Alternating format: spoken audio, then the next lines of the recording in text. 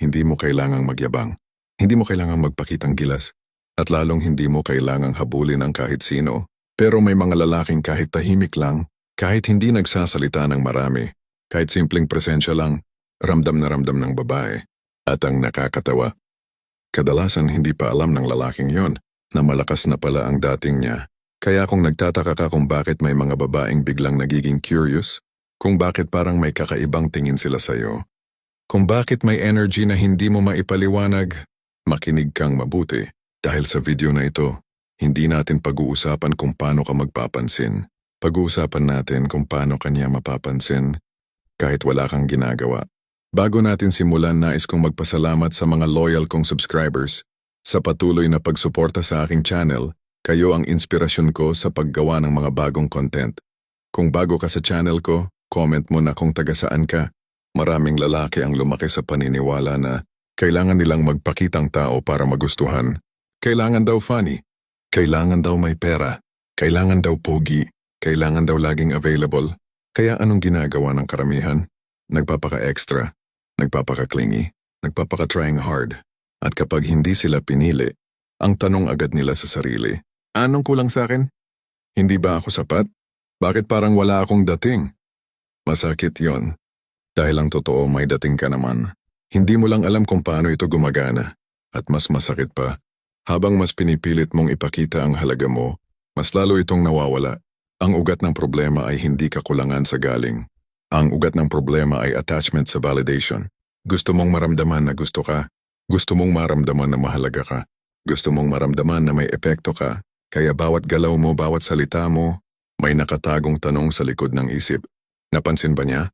Na-impress ko ba siya? May dating ba yon? At kapag ganyan ang energy mo, kahit gaano ka pa kagaling magsalita, kahit gaano ka pa kagwapo o kaya man ramdam ng babae ang gutom, hindi siya naakit sa gutom. Naakit siya sa lalaking busog sa sarili niyang katahimikan. Sabi ng mga Stoic, ang iyong tunay na lakas ay hindi ipinapakita. Ito ay nararamdaman. Ang lalaking may malakas na dating ay hindi naghahanap ng reaksyon. Hindi niya kailangan ng papuri para tumayo ng tuwid. Hindi niya kailangang patunayan ang sarili niya. Ang presensya niya ay kalmado. Ang kilos niya ay kontrolado. Ang tingin niya ay diretso, hindi gutom. At dahil doon, nagiging salamin siya ng kakulangan ng iba. Hindi dahil mas magaling siya, kundi dahil mas buo siya. Ngayon, pakinggan mo ito ng mabuti. Isa sa pinakamalinaw na signs na malakas ang dating mo sa babae ay ito. Hindi siya komportable sa katahimikan kapag kasama ka. Hindi dahil awkward ka, kundi dahil ang katahimikan mo ay may laman. Kapag tahimik ka, hindi ka nagmamadaling punan ng espasyo. Hindi ka nagjo-joke para lang matawa siya. Hindi ka nagsasalita para lang mapansin. At sa gitna ng katahimikan na yon, siya ang nagsisimulang magkwento. Siya ang nagbubukas. Siya ang nagbibigay ng effort. Isa pang senyales. Mas nagiging conscious siya sa sarili niya kapag nandyan ka. Inaayos niya ang buhok niya. Inaayos niya ang postura niya. Bigla siyang mas aware sa sinasabi niya. Hindi dahil gusto mo siyang kontrolin, kundi dahil ramdam niyang may halaga ang opinyon mo. Kahit hindi mo ito hinihingi. At pansinin mo ito. Kapag malakas ang dating mo, hindi ka tinatanong kung anong ginagawa mo para magustuhan siya. Sa halip, siya ang nagtatanong kung anong ginagawa mo sa buhay. Pero mag-iingat ka. Kapag napansin mong may epekto ka na, madaling pumasok ang ego. Madaling isipin, kaya ko pala. Ako talaga to. May power ako sa kanila. At doon bumabagsak ang karamihan. Kapag ginamit mo ang dating mo para maglaro, para mangmanipula, para palakihin ang ego, mawawala ito. Ang dating ay parang apoy. Kapag hinawakan mo para magpainit, maayos. Kapag ginamit mo para manira, ikaw ang masusunog. Ang lalaking tunay na may dating ay hindi natutuwa sa pansin. Mas natutuwa siya sa disiplina. Hindi niya minamadali ang koneksyon. Hindi niya hinahabol ang emosyon. Hinahayaan niyang natural itong lumapit. At kapag dumating ang babae na handang makipag-ugnayan, hindi siya natataranta. Hindi siya nasasabik. Hindi siya natatakot. Dahil buo na siya bago pa man dumating ang kahit sino. At ang kabuuan na iyon ang tunay na kaakit-akit. May mga lalaking hindi kailanman nagtanong kung gusto ba sila. Hindi dahil kampante sila, kundi dahil hindi doon umiikot ang buhay nila. At doon nagsisimula ang kakaibang epekto. Habang ang iba abala sa paghahanap ng atensyon, ang lalaking ito ay abala sa katahimikan ng sarili niyang mundo. At sa hindi inaasahang paraan, ang mga babae ang kusang lumalapit, Hindi dahil hinabol sila, kundi dahil may isang bagay sa'yo na hindi nila mabili. Hindi nila mahiram at hindi nila makuha basta-basta. Aminin natin, may mga pagkakataong napapaisip ka rin, bakit parang mas gusto nila yung lalaking hindi masyadong effort? Bakit yung tahimik parang mas may dating? Bakit kahit hindi siya sweet may epekto? At doon nagsisimula ang inggit, pagdududa, at minsan galit sa sarili. Dahil ginawa mo naman ang lahat ng tama. Nagpakabait ka, nagpaka-present ka, nagbigay ka ng oras, pero parang hindi sapat. Ang masakit, hindi dahil kulang ka, kundi dahil maling enerhiya ang binibigay mo. Ang attachment na to ay tahimik pero malakas. Attachment sa pagiging gusto. Hindi mo man sinasabi, pero umaasa ka na bawat kabaitan mo ay may kapalit, na bawat effort mo ay mapapansin, na bawat sakripisyo mo ay mamahalin. At kapag hindi nangyari yon, parang may parte sa'yo na nawawala. Pero pakinggan mo ito, kapag ang halaga mo ay nakaangkla sa reaksyon ng iba, hindi ka kailanman magiging kakit-akit. Dahil ang babaeng hinahanap mo ng atensyon ay mas naaakit sa lalaking hindi humihingi nito. Ayon sa Stoic na pananaw, ang tao ay nagiging makapangyarihan kapag hindi siya alipin ng resulta. Ang lalaking may malakas na dating ay hindi nagdidikta ng emosyon ng iba. Hindi niya kontrolado kung sino ang mahuhulog. At lalong hindi niya pinipilit, kontrolado niya ang sarili. Ang pananalita niya ay sapat, ang kilos niya ay may hangganan. Ang presensya niya ay hindi naghahabol. At dahil doon, nagiging ligtas pero misteryoso siya sa paningin ng babae. Ngayon ito ang mga senyales na madalas hindi napapansin, pero ramdam na ramdam ng babae. Una, kapag malakas ang dating mo, hindi ka niya minamadali, hindi ka niya tinutulak sa commitment, hindi ka niya hinihinga ng paliwanag sa bawat oras mo, dahil ramdam niyang may sariling direksyon ang buhay mo. At ang lalaking may direksyon ay hindi kailangang bantayan. Ikalawa, mas nagiging totoo siya kapag kausap ka. Hindi siya nagpapanggap, hindi siya masyadong nagfi-filter, hindi siya natatakot magmukhang mahina. Dahil ang presensya mo ay hindi mapanghusga. Hindi ka gutom sa validation. Hindi ka umaasa na siya ang pupuno sa'yo. At kapag ang babae ay ligtas maging totoo, doon nagsisimula ang koneksyon. Ikatlo, hindi ka niya sinusubukang magpa-impress ng pilit. Sa halip, napapansin mong may mga maliliit na effort na kusa, simpleng update, simpleng tanong, simpleng pag-alala, hindi dahil kailangan, kundi dahil gusto. Ngunit dito nadadapa ang marami.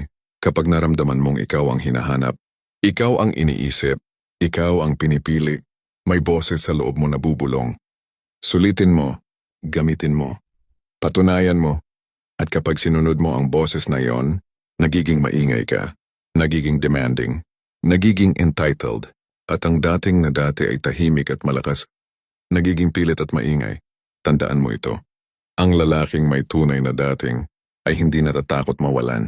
Kapag kontrolado mo ang sarili mo, hindi ka takot sa katahimikan. Hindi ka takot sa distansya. Hindi ka takot sa pagkawala. At ang lalaking hindi takot mawalan ay lalaking hindi madaling bitawan. Hindi dahil perpekto siya, kundi dahil buo siya. Hindi siya nagmamadali magmahal. Hindi siya nagmamadali magpatunay. Hindi siya nagmamadali makuha ang gusto. At sa mundo na puno ng nagmamadali, ang lalaking marunong maghintay, ang pinakakaakit-akit. May mga lalaking hindi kailangang magtanong kung gusto ba sila, hindi dahil sigurado sila, kundi dahil handa silang hindi piliin. At sa kabaligtaran na paraan, iyon mismo ang dahilan kung bakit sila pinipili.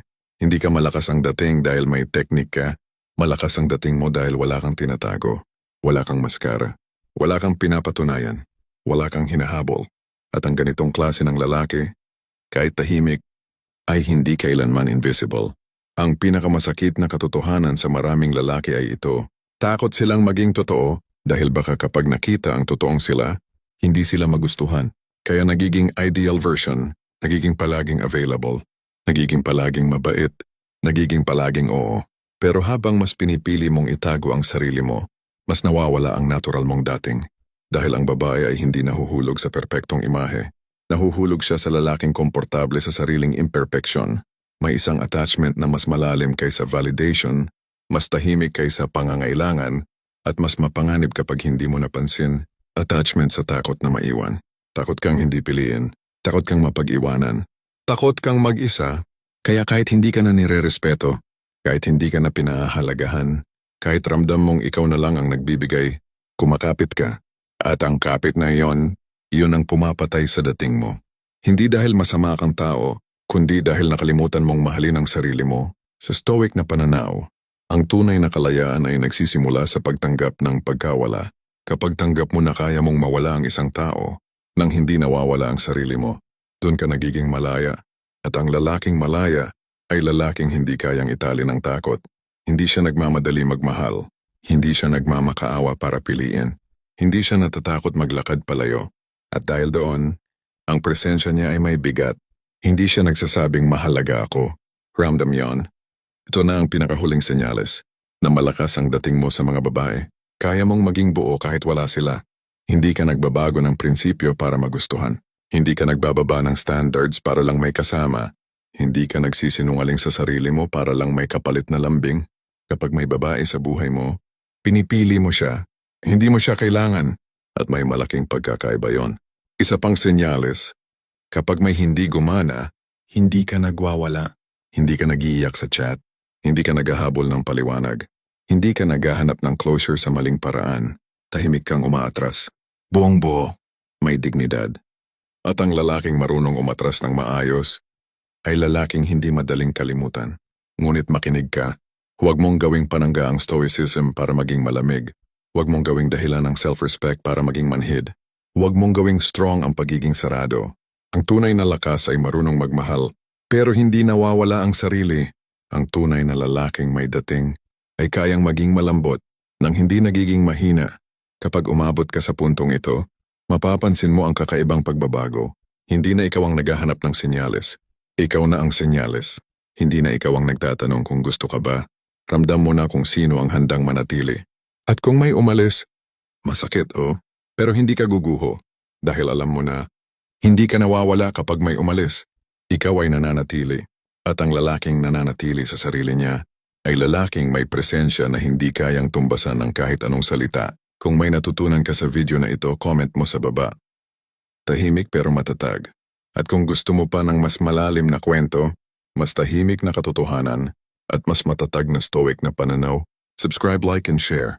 Hindi para sa akin, kundi para sa bersyon ng sarili mo na hindi na naghahabol, hindi na takot, at hindi na nawawala sa sarili. Tahimik ka, pero buo ka. At minsan, iyon lang ang kailangan para maging hindi makalimutan.